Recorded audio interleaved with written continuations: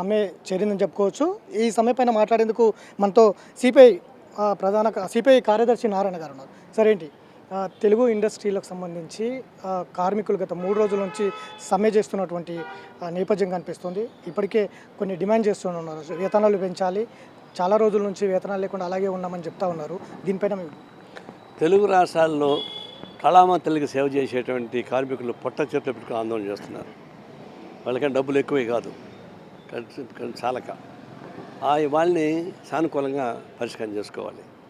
ఒకవైపున వందల వేల కోట్ల రూపాయలు ఖర్చు పెట్టి సినిమాలు చేస్తున్నారు. వాళ్ళు ప్రభుత్వం వాళ్ళకి రాయితీలు ఇస్తూ ఉంది, బ్లాక్లో అమ్ముకోవడానికి పర్మిషన్ ఇస్తూ ఉంది. కానీ ఆ డబ్బులు వాళ్ళు 30% అడిగితే తక్కువేం కాదు, ఎక్కువేం కాదు, ఇయర్స్. ఇంకొంతమంది ఉన్నారు 5 కోట్లు 10 కోట్లు పెట్టి తీసేవాళ్ళు ఉన్నారు. అట్లాంటి వాళ్ళు ఎంత తీసుకుంటారు? ఒకటి. రెండవది, ఇవి ఒక 10 మంది కుటుంబాలు ఉన్నాయి. మొత్తం పెట్టుబడి వాళ్ళే, యాక్టర్ల వాళ్ళే, దర్శకుల వాళ్ళే, ప్రొడ్యూసర్ల వాళ్ళే, సినిమా థియేటర్లు వాళ్ళవే. కాబట్టి మిగతా 90% మధ్యతరగతి సినిమాలు తీసేటువంటి వాళ్ళు ఏమైపోతారు? వాళ్ళు థియేటర్లు దొరకవు, వాళ్ళకి ఆదాయం రాదు, ప్రభుత్వం ప్రోత్సాహం లేదు. మరి నారాయణమూర్తి లాంటి వాళ్ళు యూనివర్సిటీ సినిమా తీశాడు, అందులో లక్షలాది మంది విద్యార్థులు లీకేజ్ వాళ్ళు ఎంత బాధపడ్డారో, ఎంతమంది ఆత్మహత్య చేసుకున్నారో అవన్నీ తీశాడు. అట్లాంటి జీవితాలు ఉంటే సమాజానికి దాన్ని ప్రోత్సహించవచ్చు. సార్, కొంతమంది చేతుల్లోనే సినిమా ఇండస్ట్రీ ఉంది అనేది అంటున్నారు. ఎవరు సార్ ఆ కొంతమంది పెద్దలు? అందరూ తెలుసు, నేను చెప్పాల్సిన పనే ఉంది. మ్యాక్సిమం 10 మంది ఉన్నారు, 10 కుటుంబాలు. కానీ మామూలు వర్కర్స్ కానీ వస్తే వాళ్ళు రానేమో తెచ్చిన వాళ్ళు వాళ్ళ సంగతి తెలుస్తాం, మేము పోరాటం సాగిస్తాం. ఇక్కడున్న కార్మికులకు న్యాయం చేకూర్చాలి తప్ప పోటీ కార్మికులు తీసుకొచ్చి పెట్టడం అనేది నేను అంగీకరించే ప్రసక్తి లేదు. స్కిల్ అంటున్నారు, అంటే మన తెలుగు రాష్ట్రాలు లేని స్కిల్లా? సినిమాలు మొత్తం తీయండి, ఏ సినిమాలు హైటెక్లో పోతున్నాయో. కాబట్టి స్కిల్ సంబంధం కానీ బాంబేని తెప్పించుకోవడం కానీ ఇవన్నీ బ్లాక్మెయిల్ చేస్తున్నారు. అలాంటి బ్లాక్మెయిల్ చేసేటువంటి యాజమాన్యాన్ని మేము తీవ్రంగా హెచ్చరిస్తున్నాం. మీరు మ్యాక్సిమం పెద్ద సినిమాలకు 30% ఇవ్వాల్సిందే. మిగతా వాళ్ళని కొంచెం కన్సిడర్ చేసి చర్చలు చేసి మార్చుకోమని చెప్పేసి కోరుతాం. నిన్న కార్మికులు ఇక్కడ సమ్మె చేస్తూ 3 రోజులు అవుతుంది, కానీ పెద్ద హీరోలందరూ కూడా ఇతర రాష్ట్రాల నుంచి కార్మికులను తెచ్చుకొని సినిమాలు జరుపుతున్నారు. నిన్న కొన్ని చోట్ల గొడవలు కూడా అయినటువంటి నేపథ్యం ఉంది. ఎట్లా మళ్ళీ చెప్తున్నాము, ఇది కరెక్ట్ కాదు. ఈరోజు సమస్య పరిష్కారం అయితే మంచిదే. లేకుండా పోతే బయట నుంచి వచ్చే కార్మికుల్ని ఇక్కడ కార్మికులు వ్యతిరేకించడమే కాదు, కమ్యూనిస్ట్ పార్టీ కూడా వాళ్ళతో కలిసి వాళ్ళు ఎవరైతే తెచ్చుకుంటున్నారో వాళ్ళకి ఫైట్ చేస్తాం. కార్మికులు ఏమో అనక్కర్లా, ఎవరు తెచ్చుకుంటున్నారో వాళ్ళ సంగతి తెలుస్తాం. ప్రొడ్యూసర్లందరూ కూడా నిన్న చిరంజీవి ఇంటికి వెళ్ళినటువంటి నేపథ్యం ఉంది.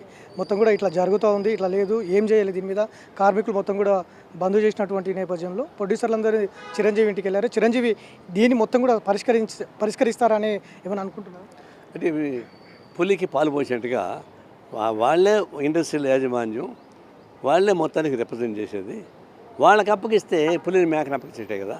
మీరు చర్చించాల్సిందంటే కార్మిక వర్గానికి పనిచేసే వాళ్ళు ఉన్నారు, కార్మికులు ఉన్నారు, వాళ్ళ ప్రతినిధులు ఉన్నారు, వాళ్ళ ఆఫీస్ బేరర్స్ ఉన్నారు. వాళ్ళతో మాట్లాడి పరిష్కారం చేయకుండా మేకలు తినే వాళ్ళకి పుల్లులకి మేకలు అప్పగిస్తారు. కళ్ళమతల్లి సేవ చేసిన వాళ్ళు లేకుండా పోతే అందమైన మొక్కలు చేస్తారండి. సినిమాలు మామూలుగా చూసి వాళ్ళ మొక్కలు ఎట్టుంటో చూసాం కదా. సినిమా హీరోలు హీరోయిన్లు మామూలుగా చూసి మేకప్ లేకుండా చూసి వాళ్ళు ఎట్టుంటో చూసాం కదా. దానికి ఉదాహరణకు రజనీకాంతే చూస్తే ఎట్టుంటాడు, ఆయన మేకప్ చేస్తే చాలా అందంగా కనిపిస్తాడు. అట్లాంటి మేకప్ చేసే వాళ్ళకి పొట్ల కొడతారా? వాళ్ళు లైట్లు చేస్తే కానీ సినిమా తీయలేవు, షూటింగ్ తీయలేవు. వాళ్ళు ఊడిస్తే కానీ షూటింగ్ తీయలేవు, మేకప్ లేకపోతే షూటింగ్ తీయలేవు. అట్లాంటి వాళ్ళకి అన్యాయం చేస్తే ఎట్లా? వాళ్ళకంతా అన్యాయం చేసి వీళ్ళు థియేటర్లు మొత్తం వాళ్ళని హ్యాండ్ ఓవర్ చేసుకొని మొత్తం గుత్తాధిపత్యంగా ఉండి బ్లాక్లో అమ్ముకోవడానికి ఇప్పుడు కడుపు కోసం బ్లాక్ టికెట్లు అమ్ముకునేవాళ్ళు ఇప్పుడు పెద్ద వాళ్ళకి బ్లాక్లో అమ్ముకుని పర్మిషన్ ఇస్తున్నారు. మీరు కూడా ఒకప్పుడు బ్లాక్ టికెట్ అమ్ముకునే స్థాయికి దిగజారిపోయారా? తెలుసుకోవాల్సి వస్తుంది. చిరంజీవిని గతంలో మీరు ఏమన్నారు? ఆయన నిన్న తీవ్ర స్థాయిలో స్పందించినటువంటి నేపథ్యం ఉంది. అది కరెక్ట్ కాదు. నిన్న ఒక ఈవెంట్లో మాట్లాడారు, పర్టికులర్గా పాత వీడియో కాదు, నిన్న ఒక ఈవెంట్లో మాట్లాడారు. పర్టికులర్గా కొంతమంది నన్ను విమర్శలు చేస్తున్నారు, నా మంచే వారికి సమాధానాలు అంటూ కూడా చెప్పారు. వారి మంచో ఏందో మనకు అవసరం లేదు. నేను ఒకప్పుడు వాస్తవమే చెప్పినా, కానీ అపార్థం చేసుకున్నారు. అది క్యాస్ట్ ఫీలింగ్ తీసి అడ్డం పెట్టారు. కాబట్టి నేను క్షమాపణ చెప్పేశాను, అయిపోయింది. ఏమాత్రం విద్యుత్ ఉంటే ఆ పాత వీడియోలు తీసేసేయాలి.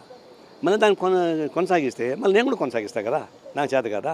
అందువల్ల ఇప్పటికైనా ఆయన విద్యుత్తో ఆ పాత వీడియోలు తీసేయమని, ఎందుకంటే నేను క్షమాపణ చెప్పాను కాబట్టి తీసేయమని చెప్తున్నా. తీయకపోతే ఆయన విద్యుత్కి వదిలేస్తాను. ఓవరాల్ సినిమా ఇండస్ట్రీ పైన తెలుగు 2 రాష్ట్రాల్లో సినిమా ఇండస్ట్రీ పైన సిపిఐ కమ్యూనిస్ట్ పార్టీగా మీ డిమాండ్స్ ఏంటి? కళామ తల్లికి సేవ చేసే కార్మిక వర్గం పక్షాన మేము నిలబడతాం. వాళ్ళ ఆందోళన మేము కూడా పాల్గొంటాం.